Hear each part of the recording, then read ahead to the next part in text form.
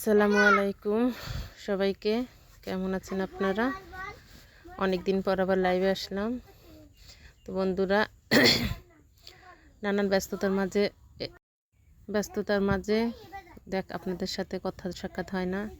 তো আমি আজকে নিয়ে আসলাম মাটির নিচের আলু। এক এক দেশের এক এক ভাষায় এক এক কথা বলে। কেউ কোনো দেশে বলে মাটি আলু, কোনো দেশে গজালু। আপনারা যে যেখান থেকে দেখছেন কমেন্ট করে জানাবেন আপনাদের ভাষায় কি বলা হয় আলুটাকে। এই আলুটা অনেক পুষ্টিকর একটি খাবার। সম্পূর্ণ মাটির নিচে তৈরি হয়, যদিও আলু বলতে মাটির নিচে হয়, তবু এই আলুটা অনেক পুষ্টিকর। যাই হোক, আমার আলু খোসা ছাড়ানো হয়ে গেছে।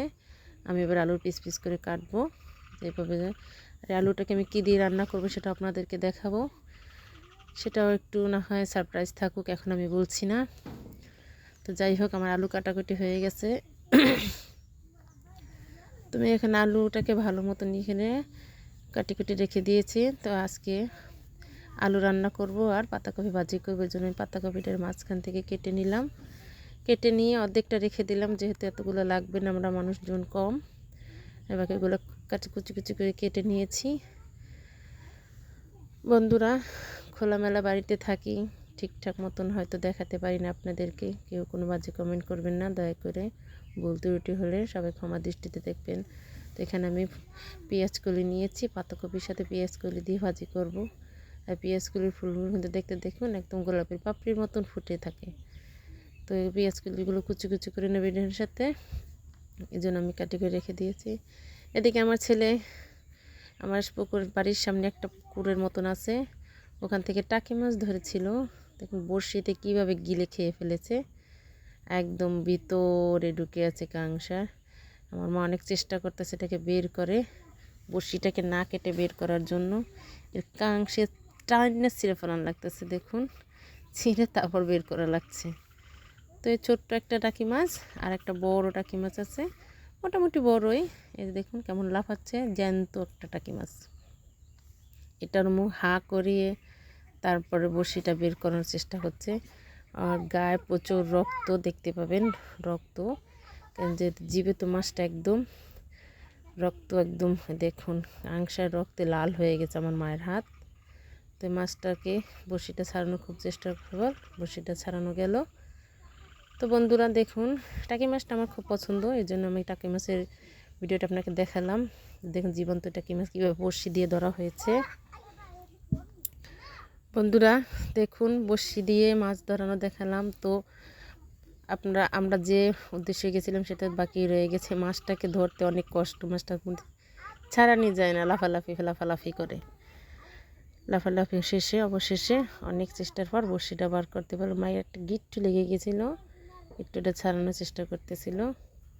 অনেকক্ষণ চেষ্টা করার পর হচ্ছে আমার বাড়ির চতুর্কূলে আছে আপনার নদী কি বললে ভুল হবে, একদম ধান ক্ষেত। বর্তমানে সেখানে ধানের চাষ হচ্ছে। আমি আপনাদের সাথে শেয়ার করব ধান কিভাবে লাগায়, দেখুন গ্রামের মানুষেরা। তো বন্ধুরা দেখছেন অবশেষে মাছটা গালসির ভিতর থেকে বের হলো, বড়শিটা বের হয়ে ছেড়ে দিল। ওটাকে আমি পরে কাটাকুটি করব, এখন আমার হাতে সময় নেই, আমার রান্না বান্না রয়েছে অনেক।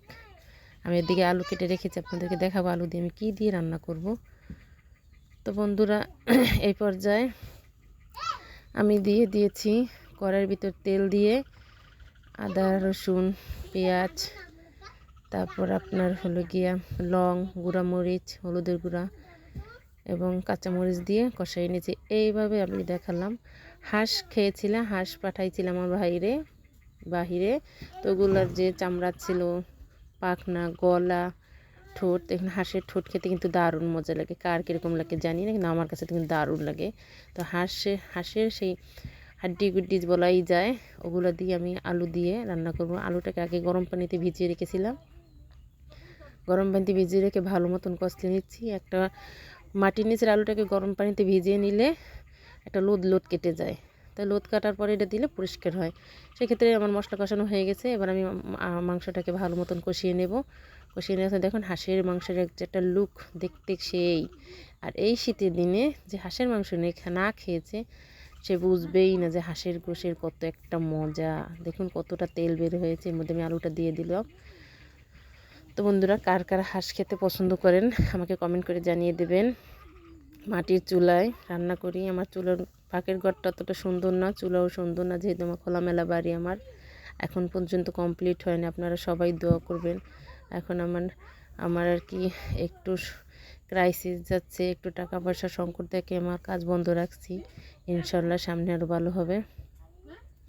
তো এক্ষেত্রে আমার গোশ কষানো হয়ে গেছে, আমি ঝোল দিয়ে ঢেকে দেব।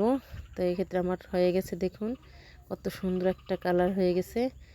বন্ধুরা, আজকে আপনাদেরকে দেখালাম কি মাটি আলু দিয়ে হাঁসের গোশ।